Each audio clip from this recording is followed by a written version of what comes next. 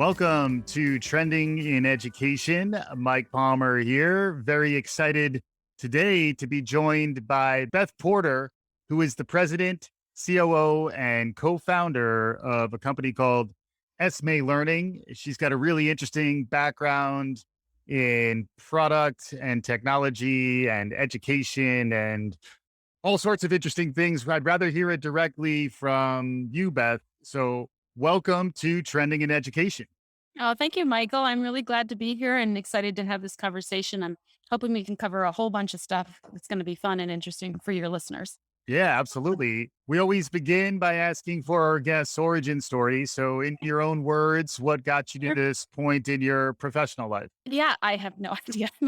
I'll tell the story nonetheless. I started in my career as a teacher. I worked as an instructor in college and in high school teaching mathematics. And I was really I was really I love math. I studied in college and I just felt like a lot of natural enjoyment from encountering that subject. And I really thought that I would do that forever. Yeah. Yeah. And what I discovered about teaching about myself is that I really enjoyed all of the interaction. I enjoyed actually the social space of learning, Hmm. interacting with my students, interacting with my colleagues, really trying to make learning an active process where we were all learning together while we were teaching. Yeah. What I found was that a couple things were true. One, my eagerness did not translate into eagerness for other people in my departments all the time. They're like, Yeah. oh, I'm here as a date. I'm just checking in. I'm doing my job and I'm going home. And Yeah. they just didn't have as much enthusiasm for the creation process. And then the second thing was that I really just was not excited about the administrative aspects of schooling. And it turned me off the teaching as a profession at that time. So I found my way into software in the way that you only hear about in tales, but this really did happen to me, which is that I looked for a math software job by searching on the words math software on the internet. Yeah. A nascent internet at that time, but nonetheless open resource that you could browse and explore. And I found a company called MathSoft, literally. Yeah. And I was browsing this at my husband's office, and the building that housed this company was across the street, and I was looking at it. Wow. So I thought there was something that maybe spoke to me about that moment. Kiss me. Yeah. Yeah, and I better go pursue it. So anyway, I was there for 11 years through management buyout and acquisition, Mhm. a whole bunch of interesting transitions. I learned everything there was to learn about software engineering. I started from the bottom. I was in tech support, that lowly place where you learn all of customer pain. You learn why they care about your product and that they're really passionate about it and they really want to be your customers. Yeah. And so I learned both the very positive sides and the negative sides, and that really helped me get the grounding that I needed to become a good product representative. I look back on both my teaching, which is about empathy, Mm. and my time and support. I think about it a lot Yeah. and draw from it all the time Mm. when I think, how am I going to build the best product? How am I going to have the best experience? How am I Yeah. going to have a successful interaction with the people that I work with now? It's a pathway that opens up frequently from support into product. And now product is also getting much closer to support functions in Yeah. organizations rather than, Right. only have these laboratory setting focus groups. It's Right. also take some inbound calls from your actual Yeah. users. So yeah, that makes a lot of sense. Yeah. Yeah, and we use that. We take techniques from support and use them in customer discovery and in our Mhm. modeling and all that. So Yeah. anyway, I was there for a long time. I worked at Pearson in the technology division at a time of really huge growth of technology at Pearson, which was very formative and Yeah.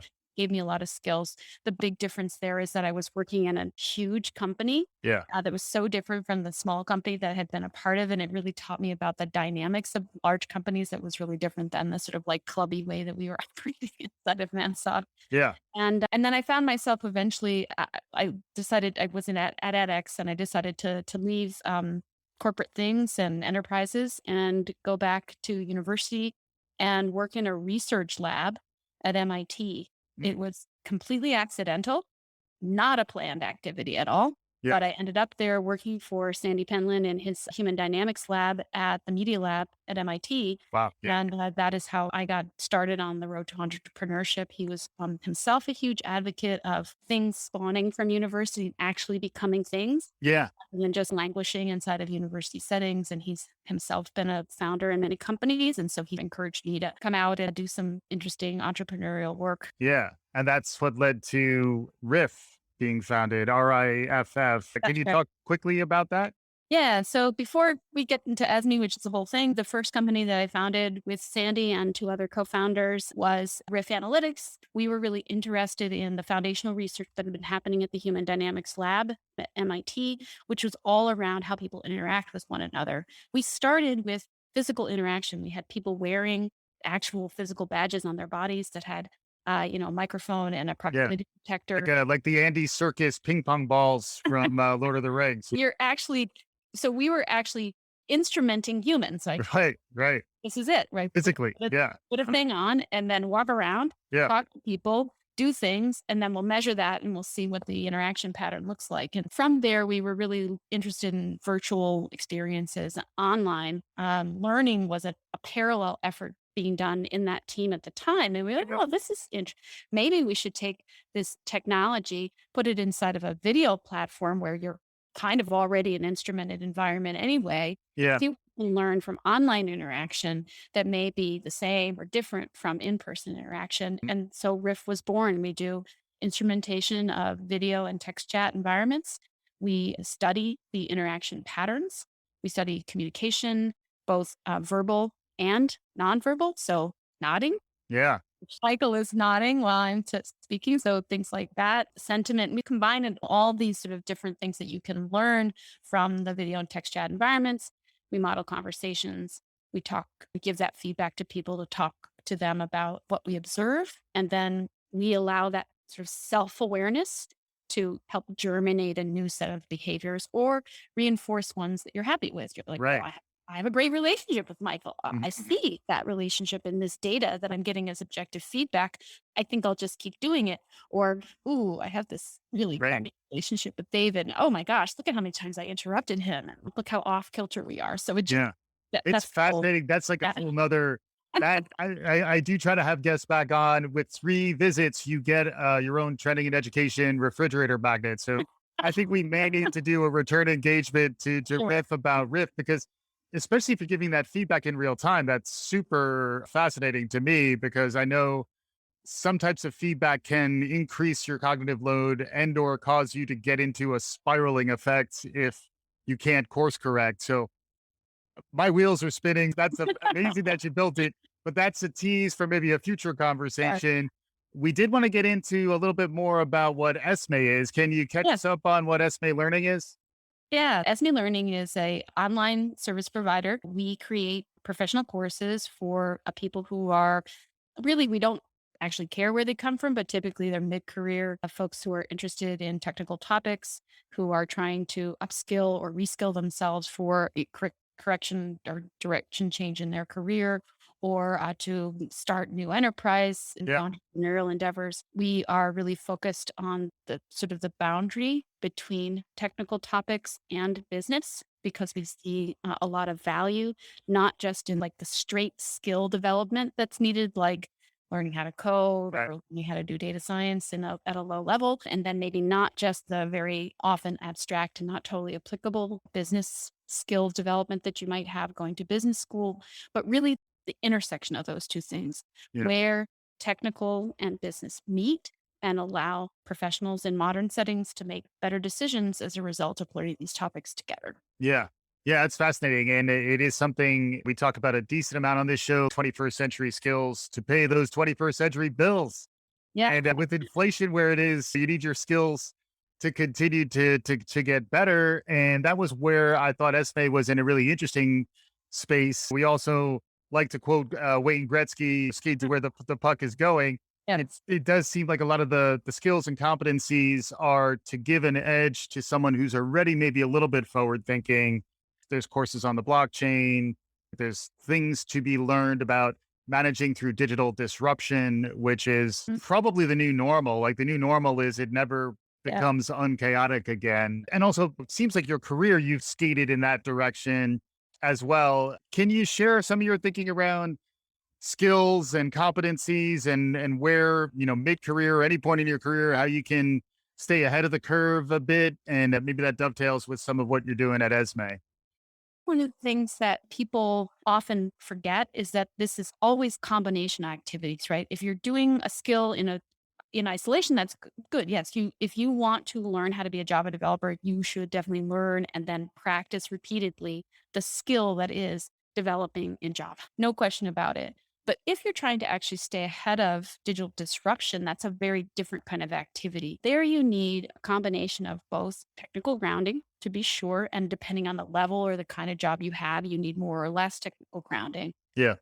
But the other thing you need is you need to have training in creativity, empathy. Mm, You need to understand how to collaborate. It's not a solo sport. mm. This is the one thing that we have embedded in our ESME courses, which I can explain in a bit, but also is just philosophically a firm belief and an observation that I have about the people who are the most successful reacting to and planning for a future disruption, which is that they are highly communicative, highly empathetic, very creative. They don't have rigid views. It's not that they can't make decisions or that they aren't very able to respond quickly and decisively when something comes along, but they hold on to ideas loosely enough Mm. so that they can get to the next level of proficiency, and they are able to have what Carol Dweck calls a growth mindset, which I'm sure you've talked about Sure. on Yeah. this show, but people don't really regularly practice. They talk about it like it's Right. the most ideal state you can ever be in, but you actually have to practice it. It's its own thing, Mhm. which is this idea of really taking risks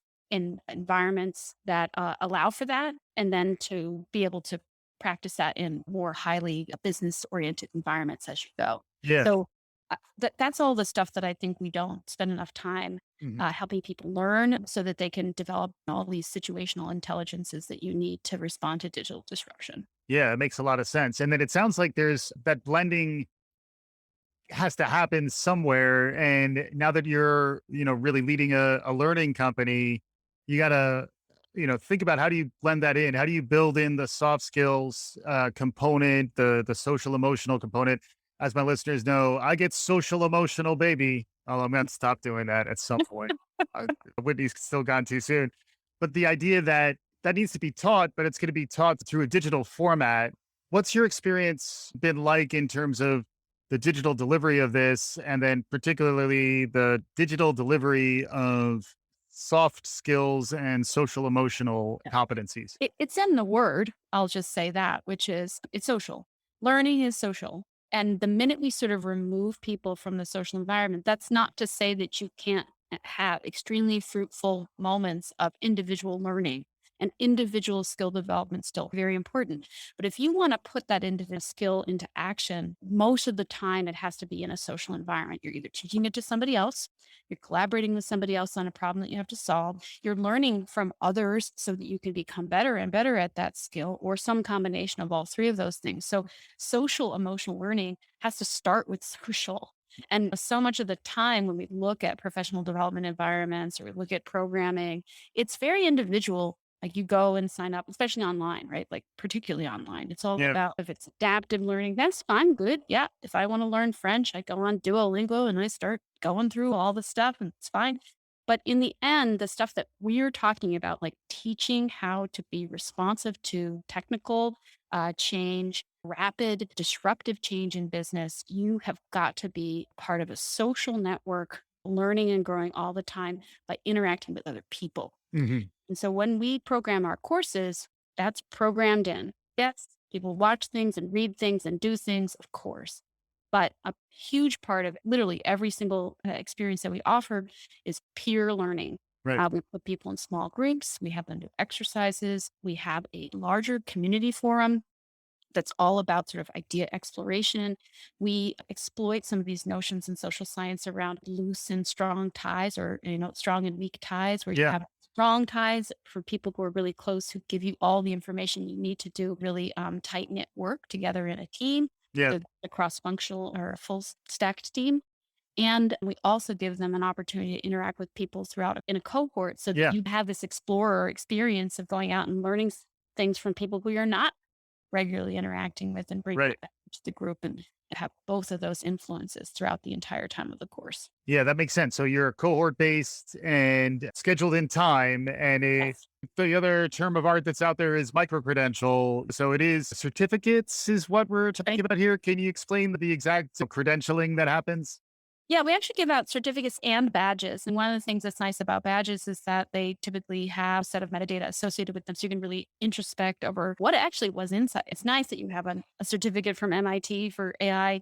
leadership or some other course like that. But really what people want to know is what did you learn? Mhm. What happened in that mysterious 6 weeks that just went on online with that cohort of a couple hundred people? Like what happened? At least it scratches the surface trying to uncover what a person actually learns by having sort of a digital, really decorated, competency based badge that you can look at and find out what actually went on. And I think we're still tinkering with that process and we want to make it better and better over time. But we offer both so that people can at least start to have a credential that could be more meaningful. Yeah. And that the portability of those credentials or badges and how the personal learning record can continue to be populated by different providers is a really Yeah. interesting space. And it relates also to a lot of the data analytics around skills and competencies that tie to employment data. The World Economic Forum does a lot of work on Yes. skills competencies. You're someone who spent a ton of time thinking about this, and you've also, demonstrated that forethought around that you want to develop competencies that have some staying power and continue to have relevance in the job market.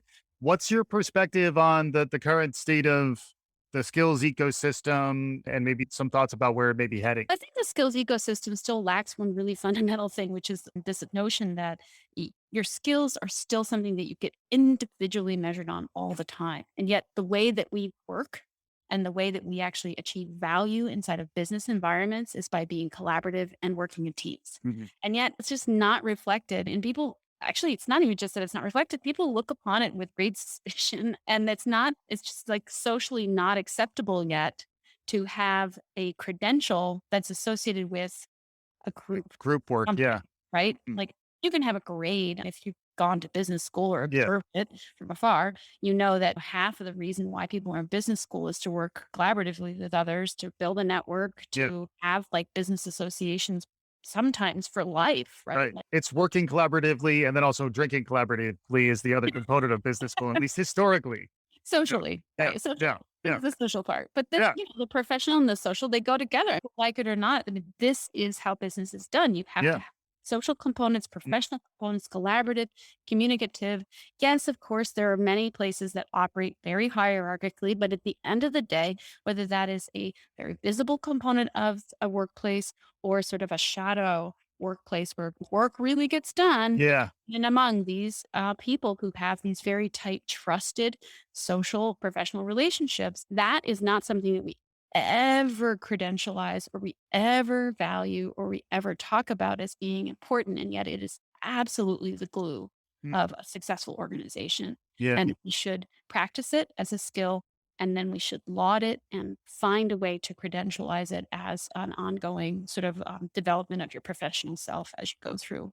Yeah, it's really interesting, especially, circling back a little bit to the riff concept. If there are ways in which you could be somewhat quantitative or at least rigorous in terms of how you measure good action and how you flag and ideally course correct for inappropriate behaviors, because it does feel like we are hypersensitive now to toxicity. Yeah. And if there are ways in which we could identify like the early indicators of it, and also understand that it's just like a healthy social environment, a place of psychological safety is a shared feature of an environment. At the same time, if things are toxic, that is something that everyone in some way needs to think about where they have any autonomy or any influence over trying to steer towards a better culture? I'm really glad you brought up psychological safety because it's actually one of the foundational principles of how we develop Riff in the first place. And in fact, I'll just say Riff is embedded in most of the SME course experiences because we wanted to have an environment in which people could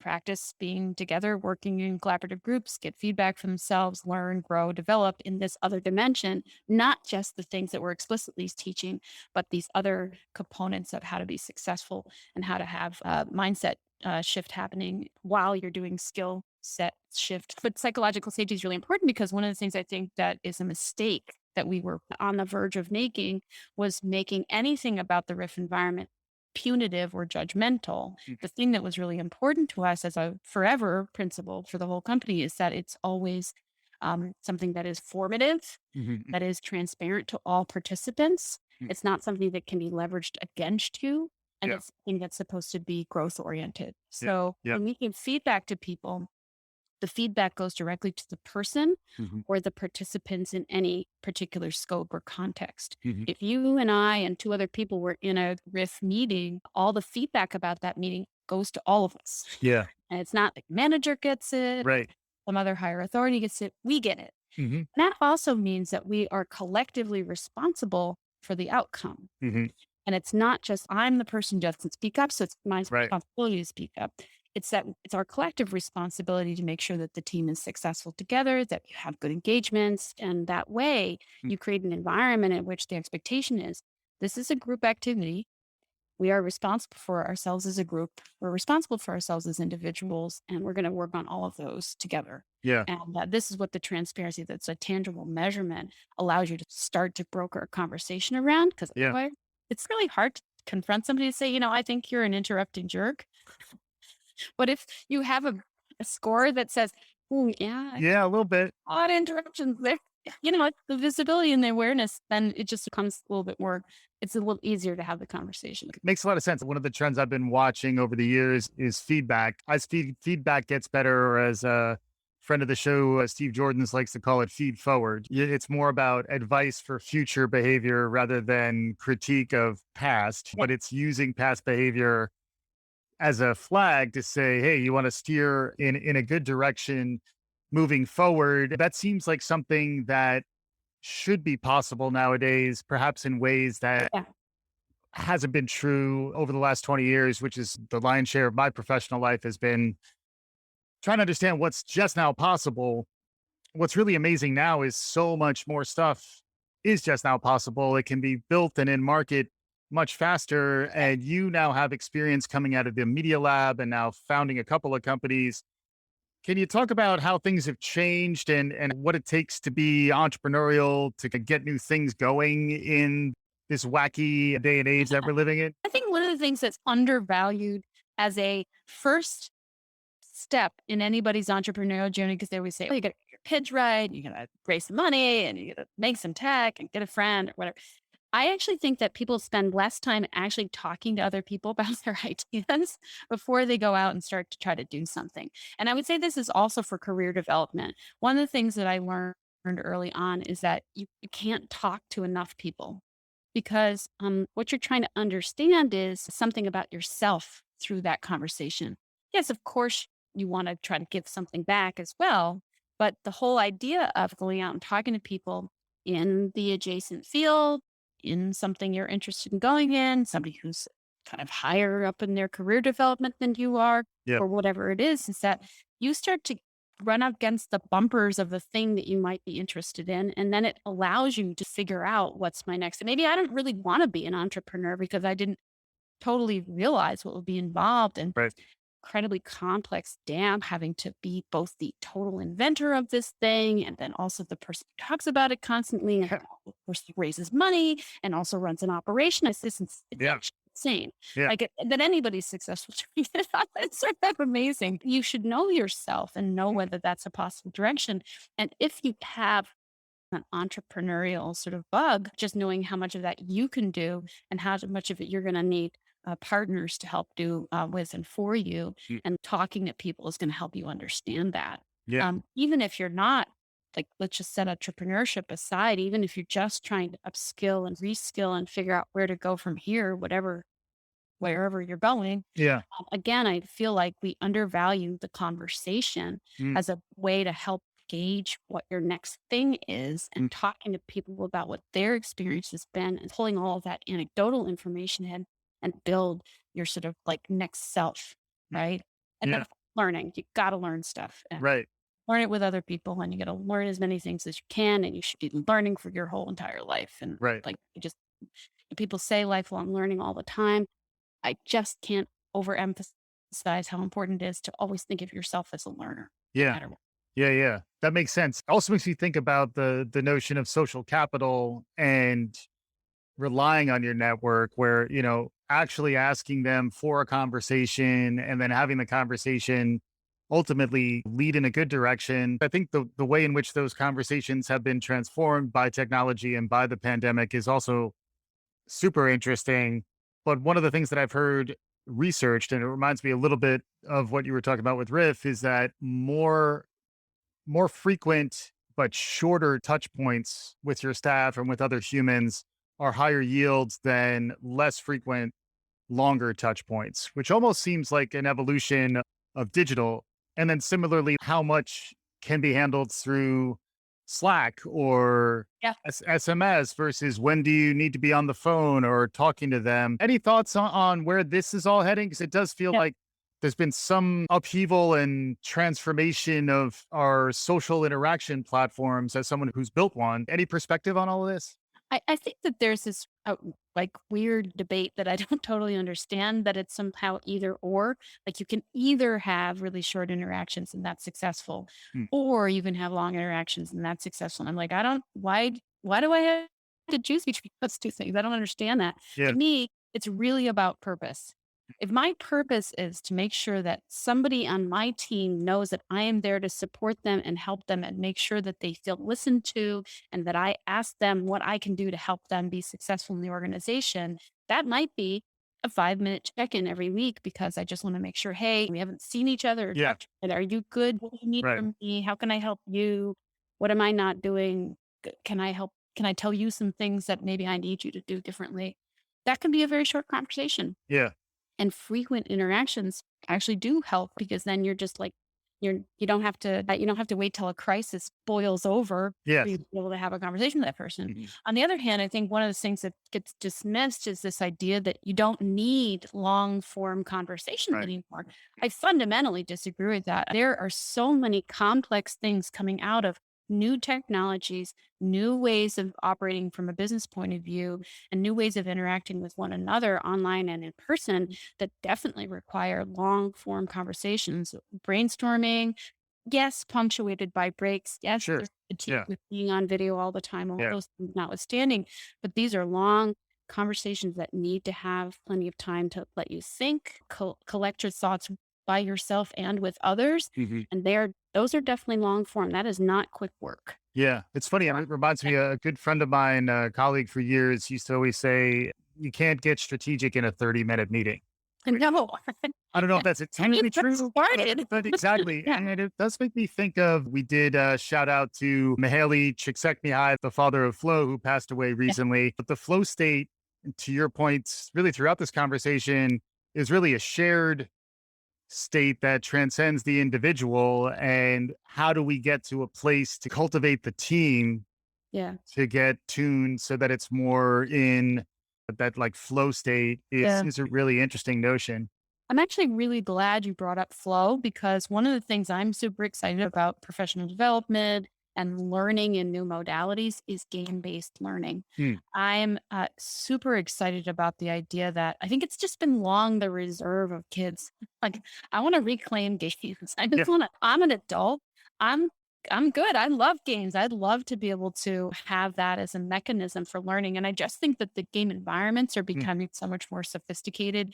And there are so many social games Yeah. and collaborative games that are just, they're not particularly connected to professional development now. Yeah. But the game based environments just give us a hugely rich space for exploring all the things that we've just been talking about: Yeah. collaboration, communication, shared goals, the ability to take risks and learn, all the stuff that is what we're training. That is all mindset development Hmm. and great.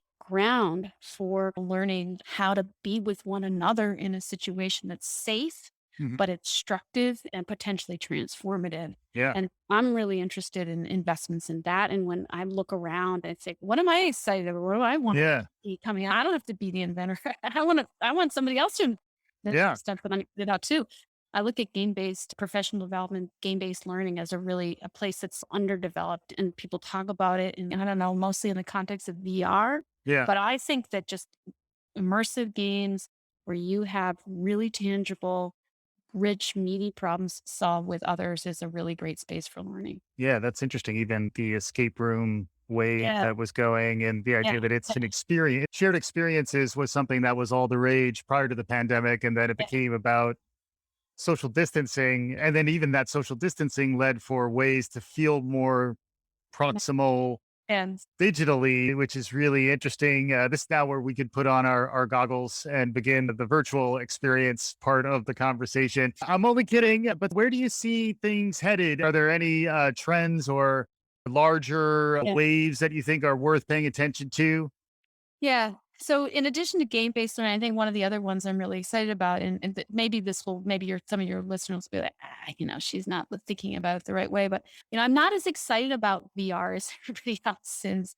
I think one of the things that I really observe about what's important to business leaders, let's just talk about people who are in our sweet spot. I think we have to learn more about what's around us, like develop better situational awareness, learn more from our environment, learn more from what's going on in order to be able to bring that material in and Yeah. then use it as part of the information space that we use to make decisions. Mhm. And so I'm keyed in on AR versus VR right Yeah. now because I think we don't, again, it's this underdeveloped, underutilized set of technologies. It's much easier to develop typically. It doesn't require as fancy equipment. It's a little bit more accessible. It takes advantage of or can take advantage of the space of everything that's around you that you're Yeah. just blindly shooting your way through as a human and you just don't pay any attention to. Mhm. And I think that as a thing that you can use to learn from, that's something I'm super excited about. And I just don't think a lot of creative energy has been put into using it for learning. Mhm. And that's something that I'm always on the lookout for. And